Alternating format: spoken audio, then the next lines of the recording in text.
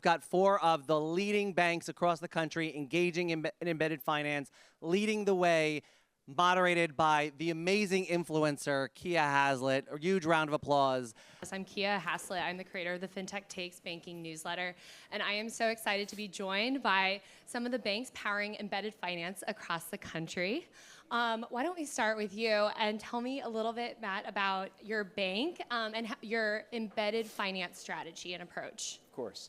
Matt Michaelis, Chairman and CEO of Emprise Bank. We have been on this journey for about 4 years. We are very focused on what I think of as truly the embedded portion of this. Yeah, somebody mentioned it earlier on the earlier panel, the kind of words matter and fintech gets used in a bunch of different ways. Where we found success and where we believe that the growth opportunity is really embedding in those enterprises where we can create value beyond just interchange and NIM. Sure. So. Dub? Yep, Dub Sutherland, Vice Chairman at TransPecos Banks. We're headquartered in San Antonio, Texas.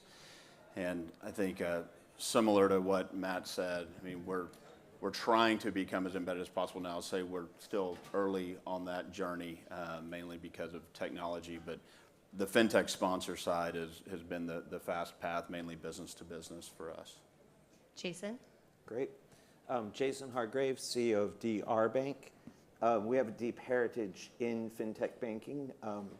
In particular, we founded a fintech called Laurel Road and scaled that and sold it to KeyBank. And then since then, we pivoted to fintech, sponsor banking. So we now have a very active and for 3 or 4 years, very large program.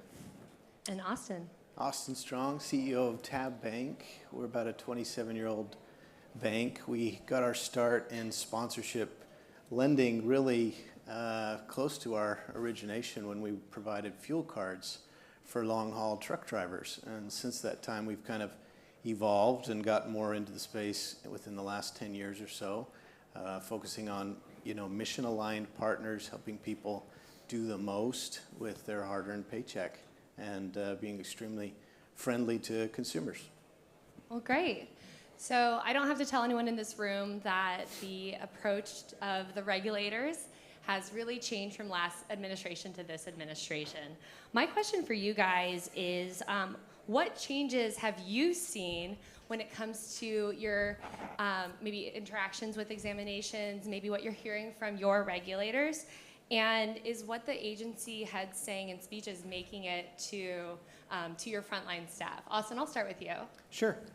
Our experience has been that regulators continue to be careful and watching closely what we're doing.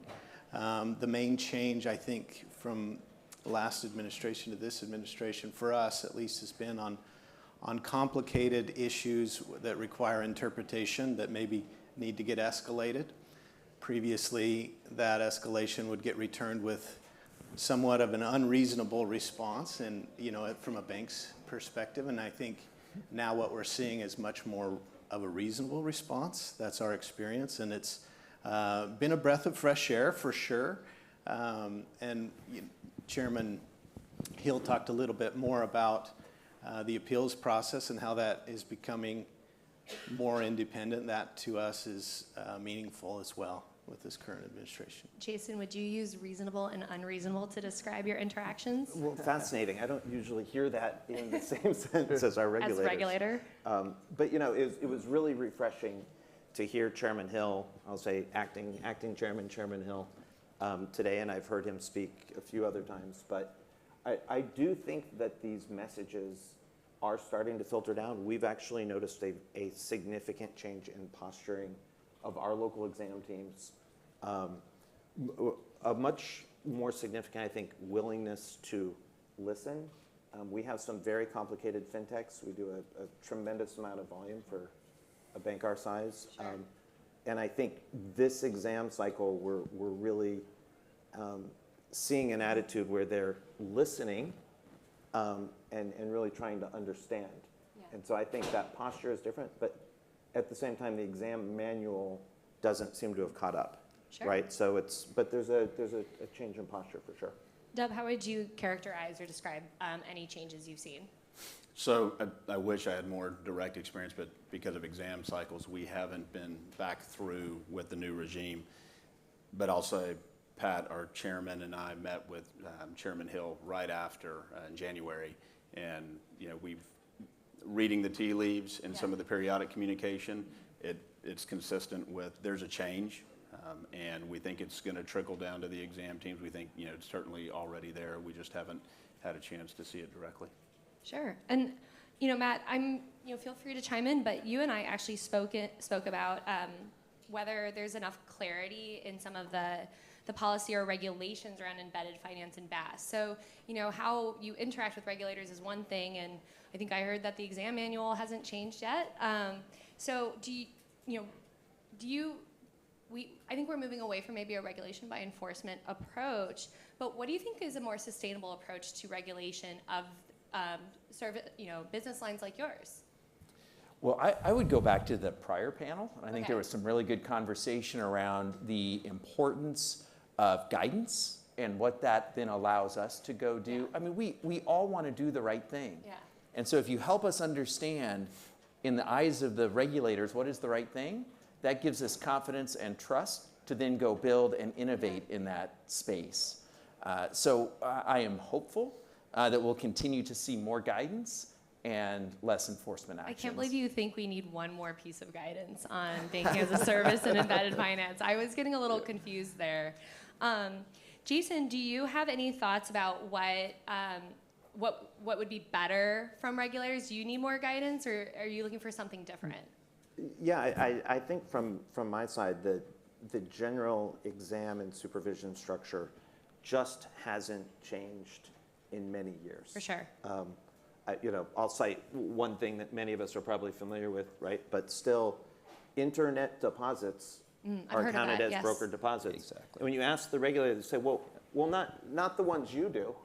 So it would be very helpful if some of these archaic ideas were updated. But even more importantly, I think we need guidance on sponsor banking, on lending relationships, on payments, money transmission, FBO accounts. I mean, there's a tremendous amount of volume, and I think the fintechs have proven, they are not going away. Innovation is here to stay, and we see more and more every single day, which I think is good for the American economy. Yeah. But we need guidance on how to handle that.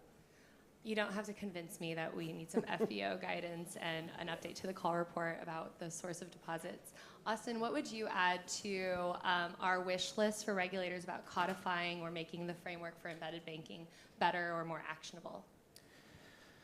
Yeah, I think, just in contrast to regulation by enforcement, which is, we've all been there probably on this panel, what is the most recent consent order and what do we need to understand about what's happening right now and adjust to that in advance of it happening to us. I think for things to be durable from administration to administration, these things have to actually become rules of law. Okay, and rules. I think wow. These are the things that help us plan for in advance, and then build sustainable business models that don't have to shift so much from regime to regime. Yeah. Deb, what would you add to that? So I think it's important. I would love to see this codified, but the regulators have a dual mandate, economic vitality, right, and consumer and business protection, like where vitality includes safety and soundness. It includes making sure that banks aren't being run in an imprudent manner. But when we're talking about reasonable innovation, I don't know many banks that intentionally go in with unreasonable innovation, right, prudent, imprudent. And so I just think that if we need recognition that there is a dual mandate from the regulatory agencies, they participate. They don't drive our business model, but they participate in making sure that we've got it between the lines with clear guidance like we're talking about. And if we have that, then it helps protect us from the pendulum swings that we've seen with the different administrations. Yeah, I'll make sure that Acting Chair Hill and Comptroller Gould know that you guys want more guidance and regulation for the embedded finance banks. One trend we've seen in 2025 is interest from non-banks or foreign financial firms entering the United States via charters either buying a charter, applying for charter, ILC, national trust banks, maybe full-scale commercial banks. Austin, do you see this competition changing the value proposition of embedded finance at all? Well, I think it raises the stakes for sure, especially for sponsor banks like us when, increased competition is a challenge for sure. But I think the value proposition that we provide or have provided and need to continue to provide is the same. It's a turnkey approach. It's help intermediating between a regulator. It's compliance first as kind of an offering that we give to the market to say these banks that are in the role of being a sponsor bank actually are adding value in this. Yeah, maybe I didn't hear, but I didn't hear Prosper was going to apply for a bank charter, even though they did say that if they were a less mature fintech, these days they might have trouble finding a bank charter, right? Dub, what would you add to thinking about competition for charters and what that means for banks like yours? So I'm pro-competition in any manner. And just like when Governor Waller was talking about the skinny charter, if we're all playing by the same rules of the road, then I don't think it's fair for anyone to say that they can or cannot compete. It's if you can meet it. Do you have the capital? Mm-hmm. You have the regulatory compliance piece? Are you going to be governed by the same laws and regulations? Sure. Then I think it's up to us to make sure that we're providing the level of service in whatever it is that these customers need, whether it's embedding in actual systems or working with fintechs as sponsors. Jason, what would you add? I agree completely. I think that the competition is very healthy, and I think it much further opens the playing field so that there's not just banks and non-banks, but I really think it's just the largest institutions that are going to have an appetite for the largest fintech institutions? The largest fintech institutions. It is hard to be a bank. Yeah, famously, and it's not to be hard. taken lightly. And I think the service we provide is actually very effective, where we manage the regulatory and a lot of the compliance aspects for them so that they can focus on innovating and being technologists. So I personally think it's a very healthy partnership. And if I was in their shoes, I wouldn't be rushing out to be a bank because I think it's going to distract them from their mission. Yeah, I mean, Chime enjoys a valuation that many banks don't enjoy and might be competed away if they got a bank charter. Matt, would you agree with everyone? I would add one thing and maybe connect a couple of the dots that we've talked about. One of the things I'd like to see guidance around or an acceptance of is the concept of a sandbox. Okay. I think that innovation in our space has really been stalled. You mentioned if Prosper were a less mature company, they may struggle to find a sponsor banking partner. Right. And I think we're seeing that a lot in the industry. Yeah. So if there were ways that we could, with low regulatory risk, support early stage startups in a light manner, allow them in a limited fashion to test and learn, I think that would be hugely helpful to the innovation economy. Yeah. But that takes multiple parties coming together and agreeing that that's okay. Yeah, and I think that kind of also speaks to what we're seeing, which is like the life cycle of your guys' business model, right? Like embedded finance is maturing, and there are certain players, definitely in the bank space, that are more sophisticated.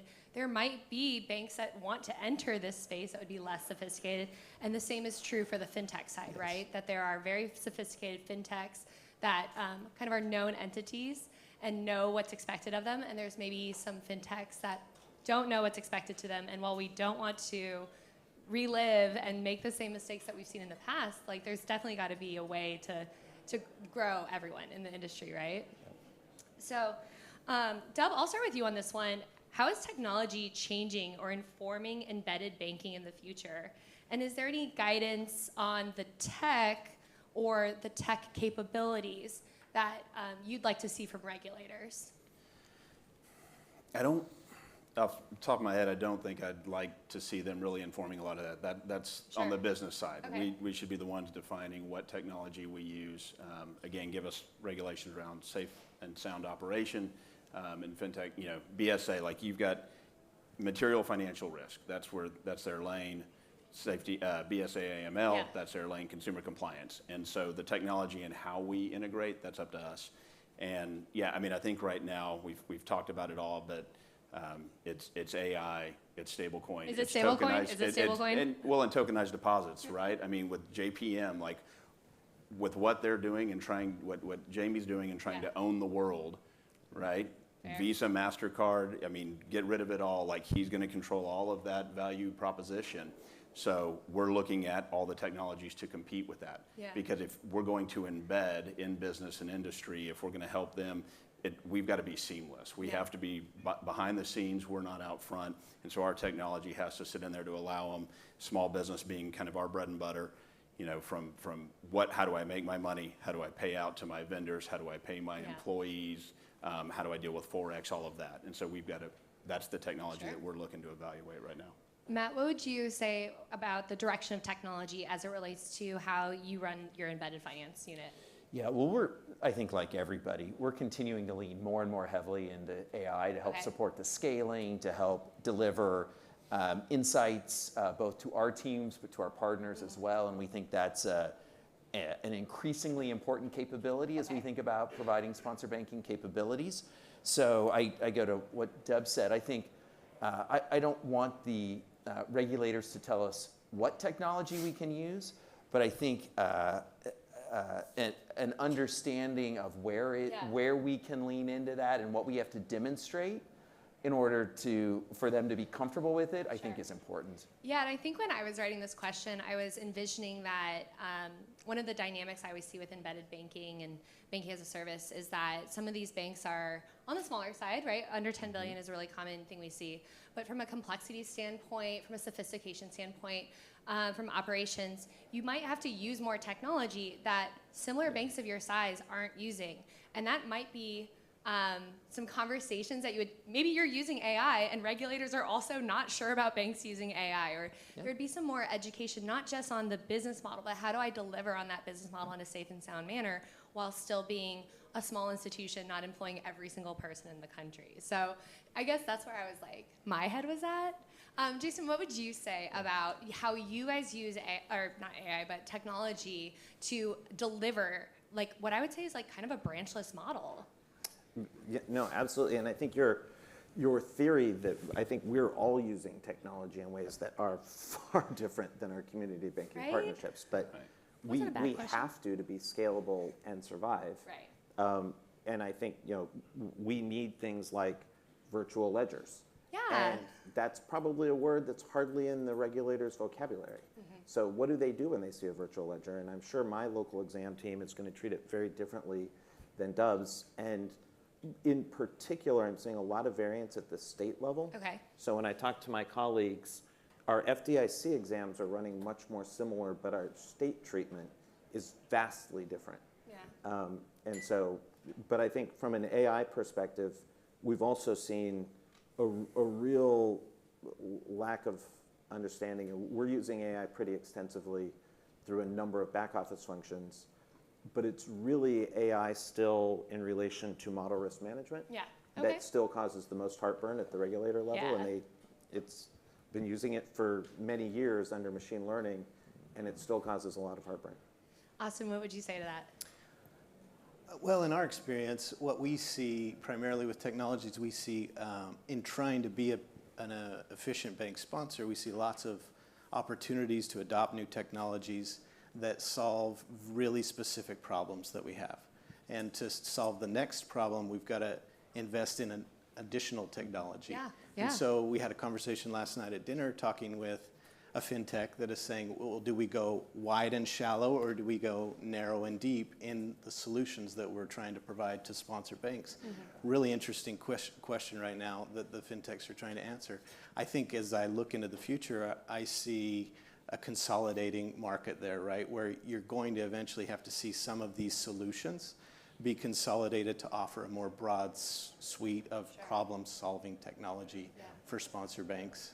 Yeah, one thing that, when I was thinking about banking as a service and some of the issues that we've seen in the space, and some of it that comes from legacy technology or legacy approaches. So BSA, AML, KYC, that just seems like when you're going from a couple thousand accounts to millions of accounts, like you're going to have to make a change. It's going to involve technology. And then the other one, and like Tara Hill didn't speak about this, but I've been very interested in ledgering technology, right? So Jason, you mentioned virtual ledger.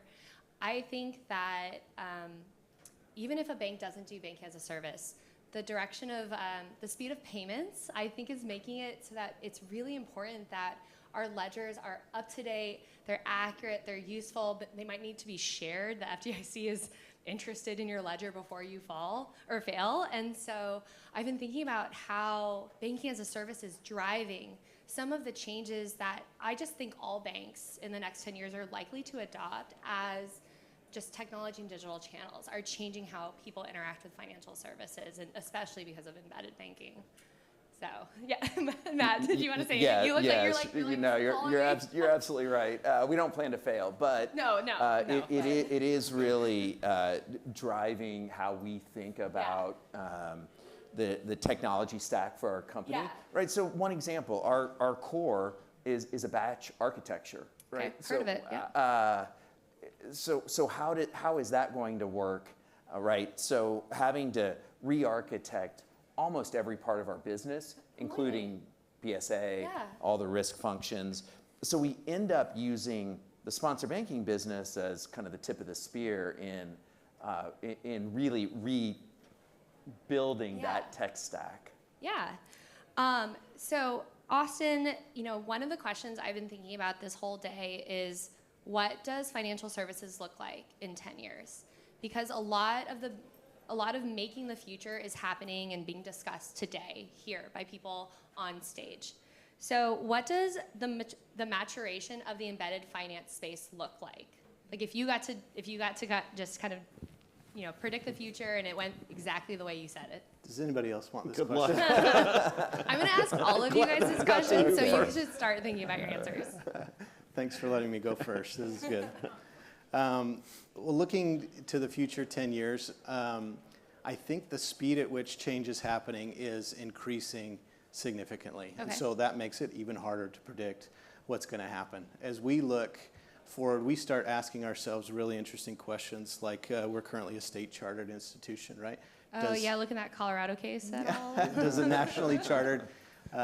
national charter make more sense 10 years into the future? Really hard. These are questions that are really hard to predict, and there's a lot to consider. So we're doing our best to say, okay, listen to the market, listen to our fintech partners that are diving deep and narrow on solving really challenging problems for us, and pay attention to because they're investigating deeply what's happening in narrow use cases, and try to just keep our ear to the ground to understand what's happening in the future. But I don't know that I can predict what's going to happen. Yeah, I am actually remembering that. Aren't all of you guys state chartered? Yes. Okay, yeah, we talked about that in the prep call. Jason, what would you say about the maturation of the space and where you kind of see it going in the future? Sure. And what you're building towards? I see a much greater convergence between the technologies that are being developed by the fintechs and the adoption of banks in general. So I think we've seen a lot of people develop AI models in their fintech, spin that business out, and then sell that AI modeling to larger banks. I think as regulation is more codified, it becomes less risky for the regional banks to also do what we're doing. Oh, cool. So I actually think it's very threatening, and we need to do what we do even better. But I think Fifth Third is a great example. They've launched Newline as their payments division, and they're saying embedded banking for unicorns. Yeah. And they're going right after it. And I think we're going to see more examples of that. And I think your average community bank is going to need to partner not in an embedded way, but they're going to need to partner with various fintechs and technologies or not exist. Right. So we're going to see a lot more consolidation. Right. Doug? Yeah. Would echo that. I think there's going to be a lot of consolidation. I think about it in terms of shareholder value and justification, return on equity. But I do think, so in 10 years, I think we'll still be here because we that's what we've been building by working with fintechs. And I think it was Kathy from a firm, she was talking about it. Like, let the fintech go out and figure out user experience and how to acquire customers, Yeah. right? We're not great at that. As a community bank, I'd love to say we are, but we're not. And so we're going to keep building great tools through technology for small, mid-sized business, for our consumers direct. But we're really going to see our growth and our customer acquisition come from partnership with our fintechs and from embedding in other software tools or industry verticals. And so I think 10 years, you're going to see a lot of that. You'll see consolidation from the community bank sector tremendously. You'll see some, I hope, de novos coming into the space on the theme of, competition. I think we need, Joe Maxwell and I were talking about this, a couple hundred new charters that are around doing this, because I think that helps drive a vibrant, sector for small, mid-sized business especially, and even like the underbanked. That's really where we get these, where fintech and community banks come together on that. There's actually enough money to move the needle to make that happen. The other thing I'll predict, these are my wild predictions 10 years out, tokenization of assets. Like, we're looking at that. If BlackRock and Larry Fink and Apollo and those guys are saying that's where it's headed, it's going to happen. I think it could be a good thing for community banks if I can tokenize my loan book and create homogeneity in that and trade on that. Then that helps balance out some of the liquidity challenges that we as community banks deal with sometimes, and certainly have dealt with coming out of COVID. It's interesting you mentioned M&A. I think that I'd have to have Claros run the numbers for me, but I actually think that embedded banking and embedded finance and banking as a service business models are actually a really good way to stay independent. You kind of don't need to grow through partnership or loans. You don't need to do M&A in order to get into new geographies. It is this weird, I'd like to just kind of track over time the banks that have done these business models, and then they're almost like the permanent underclass of the $10 billion banks that are just, but they don't have to grow in those ways. And I think that that's so interesting about the future of the bank space. Matt, what would you say about the maturation of the model and kind of where you see banking going with embedded finance? Yeah, I might lean into the actual embedded finance theme for a second. Yeah, go ahead. I think there continues to be tremendous opportunity there, and I see the value that our partners are able to deliver to their customers because they're able to put financial products next to their existing products and services, deliver them to an existing customer base. I think it's an incredibly powerful tool for them. And so we continue to believe that there is rapidly growing opportunity there. If I look out 10 years, I hope that we're able to develop tools that make that very cost-effective and easy for small business, because today it's kind of the purview of the biggest enterprises. And I think continuing to drive the cost and the ease of deployment down so that it's attainable for everybody, for all small business. I think that's, I definitely, it's funny because you, as a consumer, there is just more embedded finance stuff in your life. And once you kind of get used to that concept, it's very easy to just pay that way rather than to pull out my card. Or I will say I did use Pays the other day because my credit card's going to give me like $25 if I do 4 transactions for Pays. And I'm like, I don't even know 4 merchants that use Pays. So that's a digital wallet from Chase, by the way. So I was at Money 2020 a couple weeks ago, and someone made this observation to me, and I had trouble fact checking it because it was my first time there. But they said in the past there had been banks, community banks attending who were looking to enter banking as a service. And this year, they weren't looking to enter banking as a service. There weren't banks there looking to enter. And that kind of surprised me because isn't this the perfect time to enter banking as a service? And so I wanted to ask this group of experts. Now, maybe AFC, all the banks are already in embedded finance, but what advice would you give to banks that are wondering, about their next 10 years and wondering about how they're going to grow and how they're going to stay relevant and are thinking about an embedded finance business line? Matt, I'll start with you. Well, thank you. And first of all, I'd say this is anecdotal, but I hear banks that have interest in entering the space. Yeah. So maybe they're talking to you and not me. Anecdotal. But obviously, we are firm believers in the opportunity, and we've committed and are investing and will continue to invest in growing in that space. So big supporters of it. so obviously a little biased, but for those that have interest, I think the thing that I would share from our experience is this is not a dip the toe in the water sort of business. There is, it has touched every aspect of our company and will continue to do that. And so it's something that commitment from the top all the way down for the long term, I think, is critical to success. Deb, what advice would you give? So same advice. Yes, you should be in it. And one of the ancillary benefits is looking at these new technologies, adopting these new tools. By the way, you drive down your efficiency ratio, right? You learn things and use systems better. So there is like a payback that occurs while you're investing because, to Matt's point, top down, bottom up, like you've got to have the entire organization. Even if you keep your core bank separate from your fintech sponsor like we do, you have to have buy-in from everybody, and it is hard. You're in an industry and working with a group that don't like change, and so there has to be that commitment. We're going to spend the money. The board and shareholders have to understand that. We're going to invest for the long term, so you're going to see that come down. Earnings are going to be invested in R&D, basically, and then we're going to continue to build that slowly over time. So like full-blown commitment and understanding that it will take a minute to get there, but to your point, now is a much better time than when we started. And so I would absolutely encourage any banks that are thinking about it to talk to us, but try to find your path there now. Jason, how can these new entrants find success and not step on the same rakes that we all saw stepped on in 2022? It's funny. I did see 2 or 3 years ago much more of a gold rush. Yeah, it was crazy. Everybody went, but that was right before Synapse, and that was right before. And I think there's been a very healthy reset. But my message would be kind of different than it would be. Think twice.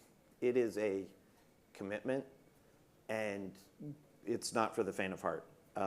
You need your compliance, your finance, your back office operations aligned.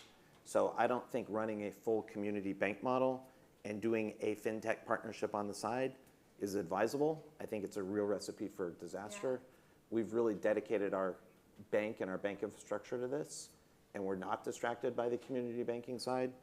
I think if that's what you and your board are set to do, make a commitment and do it, but don't go try 1 or 2 fintech partnerships, because I think you're going to make your board unhappy and likely your regulator.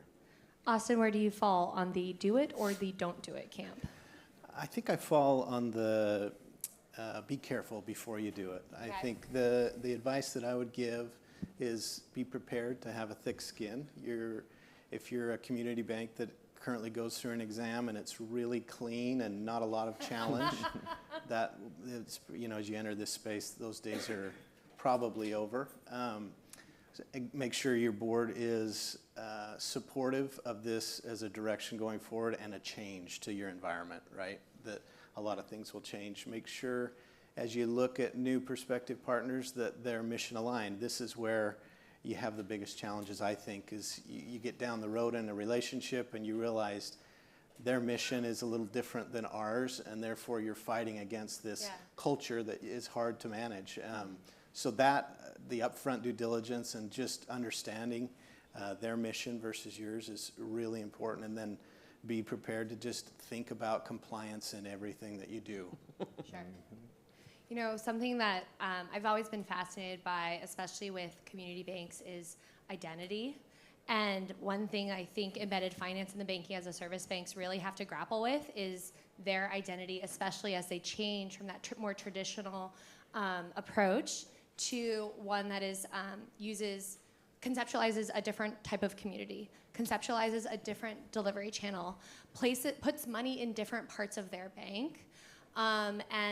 You see it all the time in these the balance sheets of these banks. They have to change when their deposits change. If they're a deposit play, they really have to change their assets, and that can sometimes, I think, I don't know if there's a sorrow or there's a reticence to be like, well, I'm just not making the mortgages anymore, right? That's probably the one that they have to get rid of the first. But I also think, similar to the whole tech question that I've tried to pitch you guys, all banks are probably going to have to think about that question of identity in the future. And Deb, it was so interesting. You mentioned that we need more de novos because we need more small business banking, and you do small business banking through your embedded finance partnership. So it's interesting to think that there might be these traditional elements, but I don't think that's the way of the world. In 10 years, I don't think we're doing more stuff in person, more financial services in person, right? Right. Yeah. Yeah. No, I absolutely don't. And I think when I think about the de novos, it's banks like us. It's folks who are committed to it from the beginning. They get into it and they understand the power of that. And that's just we talk about relationship banking and meeting, but it's meeting the customer where they're at. And I know that's something that's been said at Fintech and bank conferences for a while now, but it's true. We think we've got the right blend from an SMB standpoint where we deliver tools and technology, but if someone needs to talk to us, and that may be now we're a small enough bank with the Fintech sponsor program, right? With whoever is sponsoring the embedded banking piece, that may be who we're talking with. But it's not a Fifth Third or someone that's maybe bigger and harder to get someone to make a decision. Sure. So you're still blending the same recipe that's worked for community banks, but it's absolutely delivered in a different way. Yeah, Jason. Just a comment as we think about the mindset shift. Sure. Is I think for our bank, we're really focused on our clients being our fintechs. But as a community bank, we've had to relinquish the idea that the end customers know us. Yeah, know that I think that dichotomy when I see a community bank trying to hold on to that, we have a relationship with every consumer, and in this case, we want our fintechs to have the best relationships with their consumers, but we've accepted we're a B2B enterprise, and we're okay with that. Austin, what are you excited or optimistic about when you think about the future of embedded finance? I think it is the future of community banking. I think that to succeed, you're going to have to, as an organization, get really used to changing and to adopting new lines of business and to maybe doing less of existing lines of business. This is kind of the world that we live in now. So I look at the banks that are partnering with fintechs are learning from them and hopefully providing good value, and that continues to be a strength, a source of great strength for community banking in the future. Matt, what are you optimistic about or excited about? Yeah, I get excited because in a world that's more digital and less in person, there are partners that do a much better job of delivering products and services than we do. And so it allows us to lean into the things that we do really well and work with partners that do the things they do really well. Isn't it nice you don't have to do the things that you're bad at in this future world? Yeah. Right. Deb, what about you? Yeah. For me, selfishly, it's the innovation piece. I guess I'd say I'm a bit of an innovation junkie, so playing with these tools and working with fintechs who are doing things better. So getting exposure to that and seeing how it's done well, while getting to figure out, we do keep the dual model, and so learning from that and figuring out where this industry is going, and feeling like we're somewhat keeping pace with mega banks with multi-billion-dollar IT budgets, and we're actually staying in the race. That's what's fun. That's what gets me excited. Jason, you have the last word. What are you excited about? Or Sure. I'm very optimistic about the speed of change. I think we've really seen it accelerate. Yes. But the use of AI, I mean, we're seeing it every day. I don't know how it's going to be used tomorrow to help customers and to help banks. And so I think we're seeing a pretty radical change. And we're going to see a radical change in the speed of money movement. I mean, RTP is 24/7, FedNow, and stable. We've got multiple ways right now where we can send money real time around the clock. People just aren't doing it. But when they start doing it, it's going to really change the world. Yeah, but I've heard of a term called float, and I'm under the impression that fast money is bad for banks. We'll see where we go. Well, please join me in thanking these gentlemen for sharing so much of their time and wisdom with us.